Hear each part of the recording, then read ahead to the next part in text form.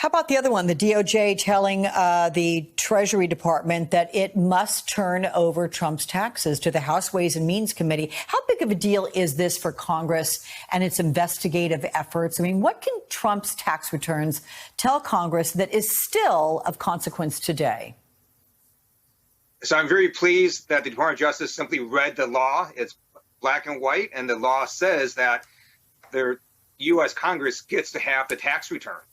And I'm pleased they're going to enforce it. So Congress will get the tax returns of the former president, and the House Ways and Means Committee will review that. And I look forward to seeing what they say about what the tax returns show of the former president. OK, but the next 72 hours could be pretty interesting because Trump and his lawyers have until Wednesday to respond to the DOJ order. Do you expect a legal challenge from Team Trump? I mean, most legal analysts have said on this broadcast and elsewhere that Trump would not win, even if he does this. So ultimately, how long do you think it might take until lawmakers actually get their hands on Trump's tax returns? The former president has filed numerous frivolous lawsuits during his career, whether in the private sector or public sector. I fully expect him to file another frivolous lawsuit, but he's not going to win, and we're going to get his tax return. You think it'll be a while, though, till you get him? It might be a while, but it's not going to be a huge amount of time because we have a Department of Justice that is not being controlled by the former Bill Barr. I also do want to note that you bring up a very good point. We do have to change the law and expedite litigation that is consequential to our democracy, such as litigation against the president. And so I am going to be introducing a bill that says for any issues related where the president has a financial interest, or if it's related to a sexual assault or a sexual harassment issue, then that kind of case needs to be expedited by our courts. OK. But this could not be retroactive, or could it be, in your mind, that which you would be introducing? It would not be retroactive. OK. Can I ask what you hope to learn from Trump's taxes? So there are many things we could learn. We could see if there's any evidence of any sort of foreign influence. We could see actually how much he makes, because he has repeatedly, according to public media reports, exaggerated how much he actually has made or has in his assets and so on.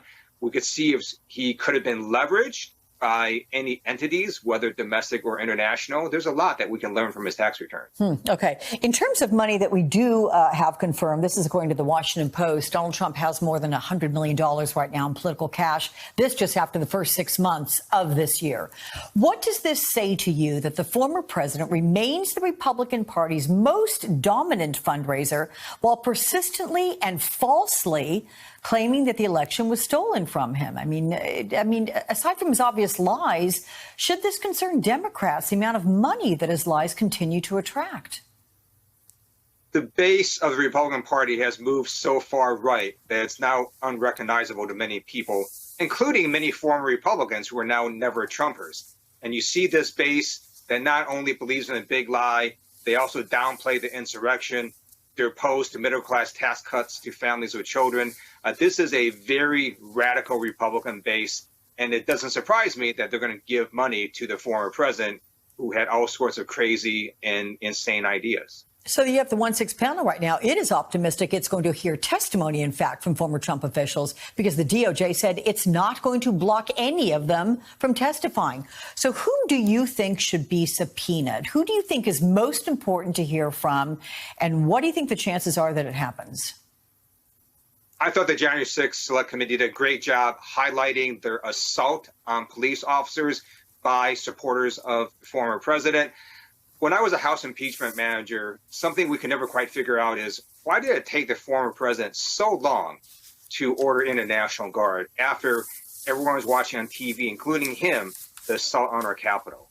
So I think they should ask that question and try to figure out what witnesses knew about what the former president was saying, what he was thinking in his mind. And there's only a certain number of people he talked to during those critical hours, such as his chief of staff, as well as Kevin McCarthy, and Jim Jordan has also appeared to have said that he talked to the former president that day as well. So very quickly, you would not be opposed to subpoenaing Republican lawmakers, any lawmakers, but they would only be Republicans, with whom the president spoke that day? I mean, that would be unprecedented.